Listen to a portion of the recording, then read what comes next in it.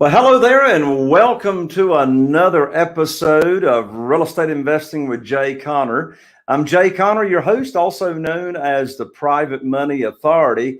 And if you're brand new to the show, a special welcome to you. Here on the show, we talk about all things relating to real estate investing, how to find deals, how to fund deals, how to sell deals quickly, how to automate your business so you're running it and it's not running you. And if you've been tuning into the show, my land, since we launched in June 2018, we're blowing right on through 300,000 downloads. We appreciate all of our subscribers. So if you're tuning in on iTunes or Google Play or one of those type formats, we really appreciate if you will subscribe and rate and review us and give us 5 stars. And also, if you're new to this show, the reason I'm called the Private Money Authority is because back from 2003 to 2009, I relied on local banks to fund our deals, and I got cut off like the rest of the world in 2009. I was introduced to this wonderful world of private money to where you actually do business with individuals. And so I've got right now about 50 different private lenders investing in our deals. And I also coach and train and educate other real estate investors on how to get funding for your deals without relying on banks and mortgage companies and et cetera. So if you'd like to learn all about that and how you can get plugged into the money and get plugged into funding, I've got a free trial for you to come join my membership where I actually do live training twice a month. And you get all kinds of content and training inside the membership. It's called the Private Money Academy. And for you to come check it out for free for 30 days, get on over to www.jayconner.com/trial, TRIAL. Glad to have you in there. Now, another thing about the show is that I've had just some amazing experts and guests join me here on the show, and today is no exception. My guest today is a native Austinite. In case you don't know what an Austinite is, that's someone from Austin, Texas. And he's a real estate entrepreneur. And he broke into real estate investing first back in 2009 as a passive investor. Well, in 2012, he transitioned into active investing and management as a personal portfolio that grew to 76 units across Austin and the San Antonio areas. Well, he earned his stripes, if you will, building and managing his personal portfolio before moving into much larger multifamily buildings and deals. Well, the name of his company is Wildhorn Capital. Well, at Wildhorn Capital, he's focused on acquisitions, finding deals, and maintaining investor relations. Also leveraging his marketing background to build long-term relationships. Well, today, his company, Wildhorn Capital, controls over $200 million in its portfolio, and they have over 1,700 units in Texas. Well, my guest's background is in market research and brand strategy, and he's spending time in both advertising agencies and emerging technology consultants, where he was most recently a partner and an award-winning app developer.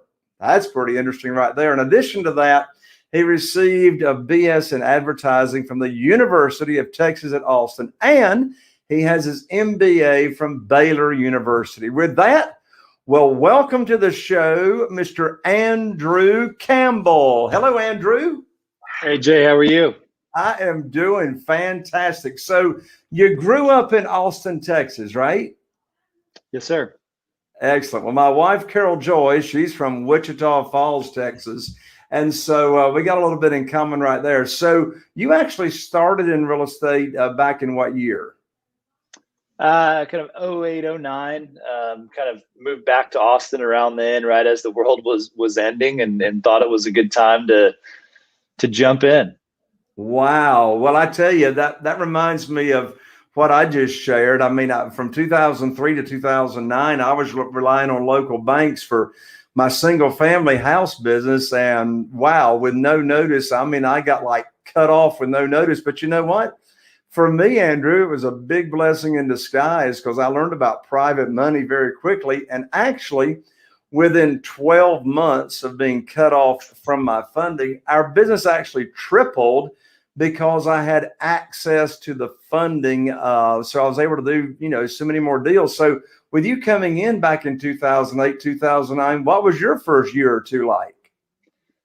Well, I was probably, one of the guys you might have been borrowing money from then. I think the first few years kind of made some passive investments where I was not real active, kind of lending money and as a passive investor in some ground up deals in Austin, some infill condo developments, and kind of, got to see the business happen, got to see things be built, got to see returns come in, and I think caught the bug a little bit. And really started looking for creating a little bit more long-term passive cash flows, which led me into more on the active side, buying duplexes, fourplexes, and ultimately kind of graduating. And now we're buying, call it 200, 300 unit apartment complexes.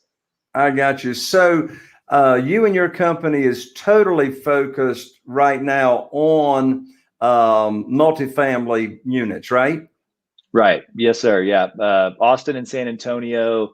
Our focus is really kind of Class B plus assets that have some sort of value add component, but good assets and good location, and the business plan is to hold them for 5 to 7 years, and make everybody a real nice return. And just fortunate to be from a market that's growing as fast as Austin's growing. Well, now, just to make sure our audience understands, what is a B plus project or property? So, most properties is kind of a subjective, but A, B, C properties, maybe people might have D properties, which I certainly recommend steering clear of. A class is going to be typically brand new, highly amenitized, might be downtown. B class, a little bit older, I'd probably say stuff built in the 80s, or 90s, early 2000s even. It's somewhat based on the asset type and somewhat based on the location. But I think for us, B plus, that's a good grade in school, and that's a good grade in the real estate world. We're not trying to get top of the market rents, but we're also, we've got a good professional base of renters, young professionals, teachers, nurses, that sort of thing that are, good quality folks and looking for, rental property, but, kind of right, sort of middle of the market.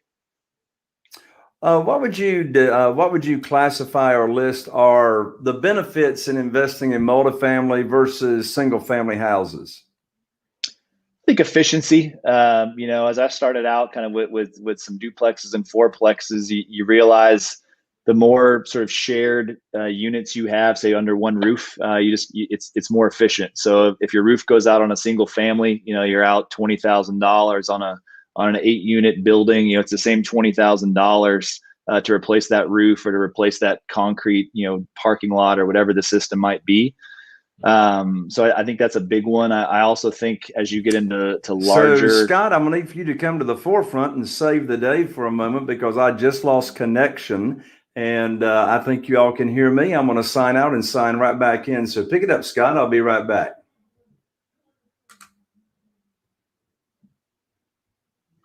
I don't know if we lost him or not, but continue on, Andrew, because you're live for us. Okay.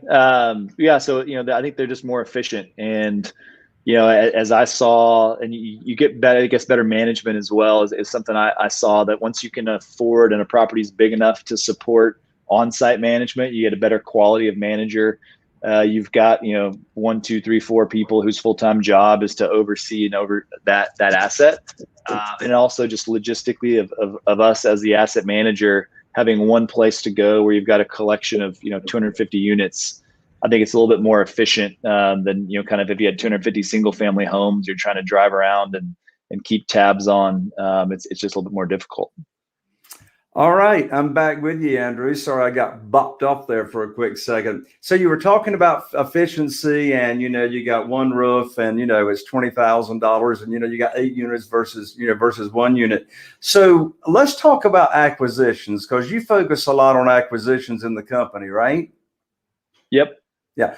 So how about help us out and understand, what's your criteria when you're looking for a deal? What is it that determines what a deal is? And I know that's a multifaceted answer to that question, but at least give us the 30,000 foot view on what's your criteria on whether to buy or not to buy, and what are you looking for? Yeah, well, I think the first thing for us is it's got to have some sort of value add component. Whether that's an interior renovation play or it's a land entitlement, but something that, we're buying an existing asset and there's a path, a very feasible path forward to increase the value of that asset. And then we're going to look at location. So we want to be in good locations. We want to be where we don't want to bet that the city's going to make a left turn. This is going to be in a good area. We're pretty strict about our rule of being kind of Class B neighborhoods. And I think the final thing is just looking at what those investor returns ultimately become. I think our job is very much to sort of pair, good, interesting real estate plays with investors. And it's got to be something that we feel like is a good risk-adjusted return that's also competitive and that you're going to feel good about, taking to your friends and family, your investor base that says, hey, this is a play that's going to, double your money in 5 years or 7 years or whatever that business plan is. So it varies a little bit. And to your point, it's very multifaceted, but it starts with having a good asset with good bones and then a business plan we believe in. And then, do we think it'll make money? So when it comes to funding these deals, obviously your company raises private capital for some of the funding. Do you use some institutional funding? Do you have some owners that will actually sell to you on terms, or is it all the above?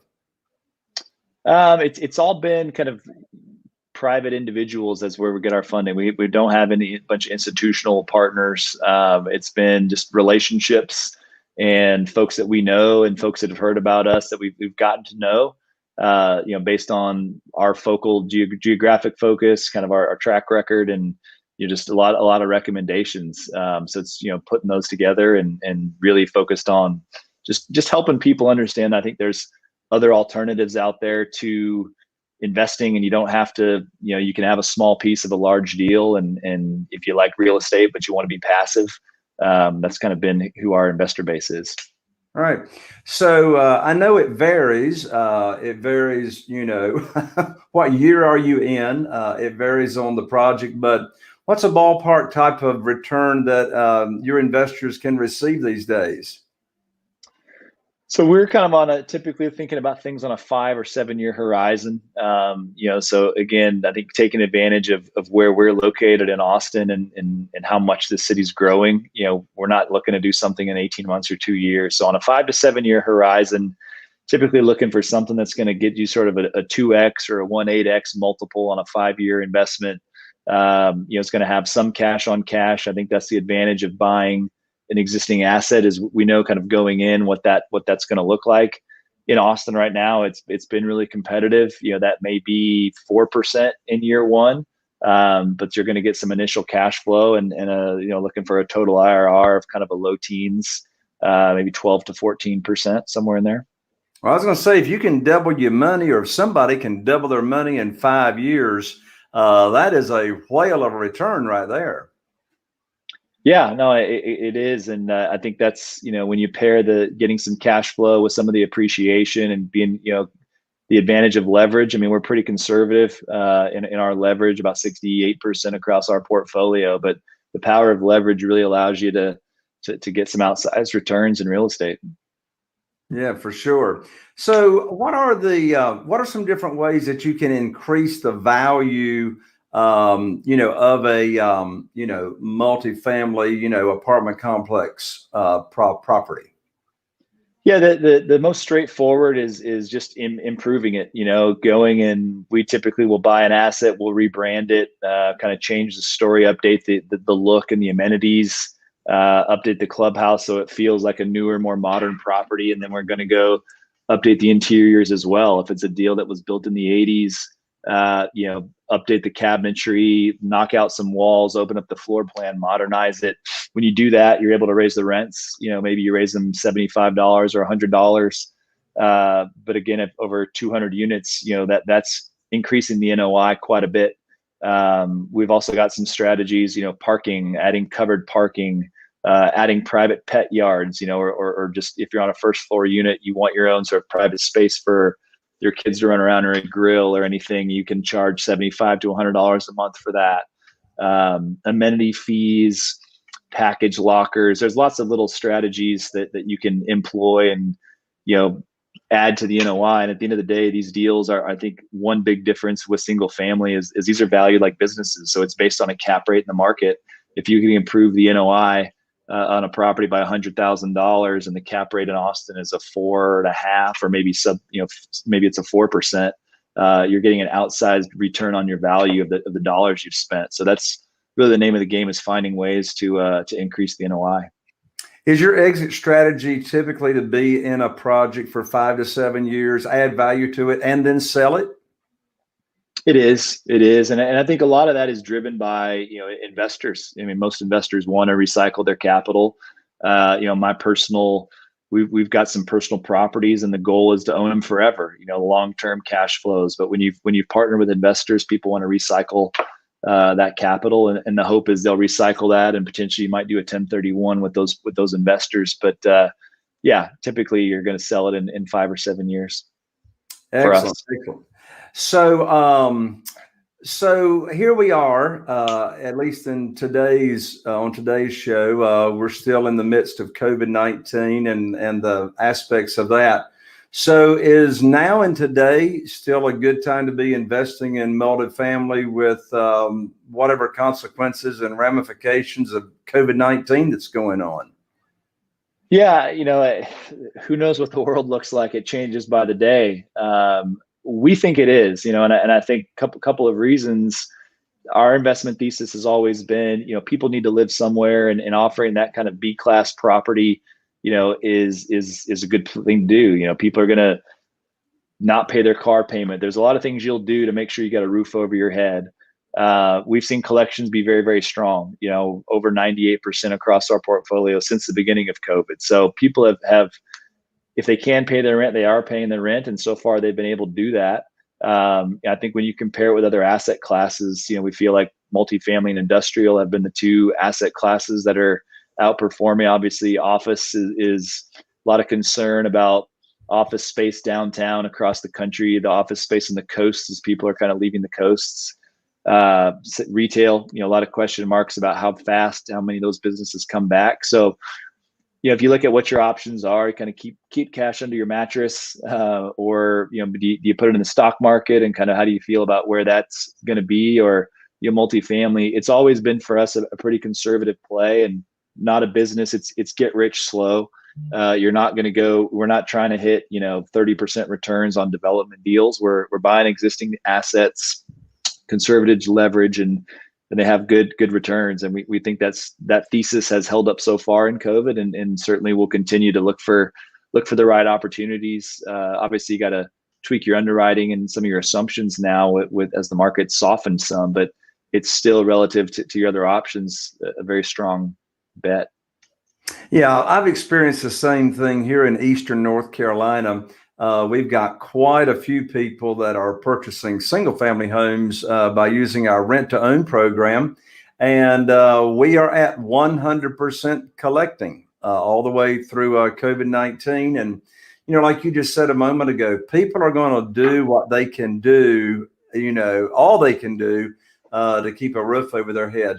One thing I've heard you say, Andrew, is that in this line of this investment class, if you will, where you offer people, investing in your business and et cetera, really 4 ways to get returns. And, you talk about cash flow, appreciation, amortization, and depreciation. Can you talk for a minute about what's the difference between those 4 and what are those 4 returns and what they mean? Sure. So, cash flow, it's pretty simple. It's kind of the what's left over at the end of the month after we pay all the expenses. And again, a benefit of buying an existing asset, we know how that's performed. So there's cash flow, and that when we make those distributions to investors, it's a pretty simple concept. Appreciation, that's us benefiting from being in a market that's growing really quickly, and there's new people moving here every day. There's new jobs, so the values go up. I think a lot of people talk about real estate as an inflation hedge, which is another thing. In today's day and age, there's a lot of concern about inflation. with the Fed and their conversations and real estate. If inflation runs, people are paying tomorrow's dollars for our assets, so it's a nice hedge there. But that's just appreciation, is the market saying that your house, you bought it for $200,000 and 5 years later it's worth $250,000. That's your appreciation. Depreciation and amortization are kind of based on the leverage and the tax structure. So we're able to depreciate these assets. We actually had one advantage of large properties, cost segregation. So we can come in, you hire an engineering firm, and rather than taking a straight line 27.5-year depreciation schedule, they break down your property, 200 lines on a spreadsheet and say, well, your roof has a useful value of X years, your appliances, your flooring, your mechanical, et cetera, et cetera, et cetera. We can depreciate about 80% of that property in the first 5 years, which lowers you get a K1 that shows you made little to no money, even though you got distributions. And then amortization is just us paying down the loan. So every month as we pay our mortgage, we own more of the property, and so you kind of combine those four aspects, and it's another big advantage of really any real estate investing. But I think from a passive standpoint, what we're doing multifamily, it gets pretty powerful. Last question I've got for you, Andrew. What are some of your favorite ways? I mean, you're in acquisitions. What are some of your favorite ways to locate these deals? We just are inherently focused on relationships. So we're born and raised in Austin. We're focused on Austin and San Antonio, and so we pride ourselves on having really good relationships and being very plugged into the community with the brokers and the other owners. And so we want to hear about every deal that's coming out, and we want to underwrite them and just see where the market's going and trending. And we want to get the opportunity to buy stuff off market, which we've been successful 3 or 4 times, or getting the first phone call if somebody's going to get a listing. It's just been very laser focused on our market and building relationships here at home. I got you. Well, you can't beat the network. You can't beat the referrals. So, folks, you've been listening to my special guest today, or watching, depending on how you're tuning in, to Andrew Campbell. And so, Andrew, final thoughts and comments. No, it's been great. I enjoy talking real estate and mentoring people or talking through investing. And so if anybody is interested in reaching out, you can see the website here, wildhorncap.com. My email is andrew@wildhorncap.com. Be more than happy to have a conversation. I'm kind of a real estate junkie and love and have conversations. So would be more than happy to reach out to anybody if they were interested in learning more. That's great. So for those of you that are listening in, let me give you that website specifically. It's www.wildhorncap.com. That's spelled WILDHORNCAP.com. One more time, that's www.wildhorncap.com for Wild Horn Cap. And you can reach Andrew specifically himself. And that email address again, Andrew, correct me if I'm wrong, Andrew@wildhorncap.com. Is that right? That's right. All right. Andrew, thank you so much for joining me here on the show today. Thanks for having me. Enjoyed it. All right. Very good. Well, there you have it, folks. Another show, Real Estate Investing with Jay Conner. I am Jay Conner, the Private Money Authority, wishing you all the best. And here's to taking your real estate investing business to the next level. We'll see you on the next show. Bye for now.